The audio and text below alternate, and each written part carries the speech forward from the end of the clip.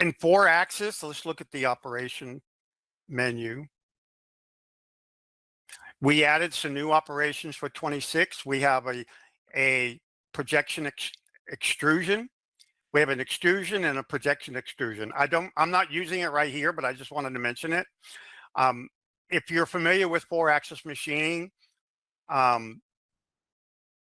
you may be aware that you have to be aware of where your part center is located along the axis of the 4th axis of rotation. You basically want, if your part allows it, you want to have your part completely surrounding that axis. So you don't want to ask the tool to go through the axis to the other side, obviously, but you can do that on prior to 26. You could do that on one operation, drive surface, where the tool would go wherever the surface is, it would go. But in most basic cases, the tool would not go past the rotation center. Okay, so and we added 2 additional operations where you could define an extrusion, basically a profile and a curve, where that extrusion is going to go along that curve, and the tool path will be based on that profile and that extrusion curve, and it'll just, land on the part based on that extrusion. I know it's a little complicated. I'm not showing it to you right now, but I just wanted to mention it. And we have 2 types. You can do an extrusion where it'll just follow that profile along any extrusion curve, or you can follow the extrusion and then project it onto the part. So these 2 operations are new in 2026. So the operation we're looking at here is the drive surface, 4th axis drive surface machining, where the tool remains normal to. Normal means that the tool tip is parallel or perpendicular, to any point, any cut point on that surface, the tool is perpendicular to it. And if you see here, and I'll just run through this, you'll see it easier. You'll see that the tool is coming in, okay? And you'll see that the tool is remaining perpendicular to the center, but that's only because this part is symmetrical around the center, but it's remaining perpendicular to the surface itself.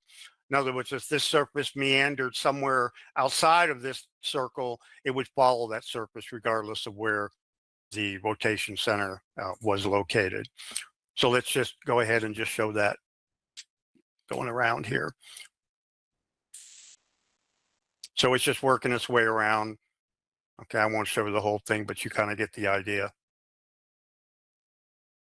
And then we have some 4-axis profiling to clean up those edges around it. So that's pretty interesting. We're done with time. Anything else you want to do, some post-processing or talk a little bit about that? Okay. And for post-processing here, I just picked it post. We have 2 types of post. Legacy, meaning this is the standard post-processing that everyone gets, okay? We call it legacy only because we added a new Python programmable post option. That was a couple of versions back, where you want to talk about that, Joe? You can take a moment to talk about the Python post. Yeah, so the Python post is basically a completely new architecture that we implemented. It was actually implemented in 2025, but we've enhanced it in 2026 quite a bit. And it's pretty powerful. It's event driven. So, and because of the power of Python programming language, we can do lots of interesting things in the post. So we're pretty confident we can handle pretty much any machine out there in the field right now. So it's an interesting area that we worked on, and moving forward, that is the area that we will be focusing most of our resources on. So you'll see more posts coming, more Python posts being developed from our end. Okay. And also, what do the users do if they have or they run into problems and they think they might need it? Yeah, so Python posts are obviously complicated. The legacy posts are macro driven. So, excuse me, we have a post processor generator that's bundled with the product. Users can use it if they are familiar, if they're comfortable, they can use it and set up their own posts. But if you need any additional help on the post processors, we can. If it's something simple, we can do it as part of your support maintenance agreement. But if it's something that we need to really get in and start a project, it'll be a separate cost item. Our sales department can give you the information regarding the costs, and it'll depend on the machine complexity that you have. So you can talk to us about that.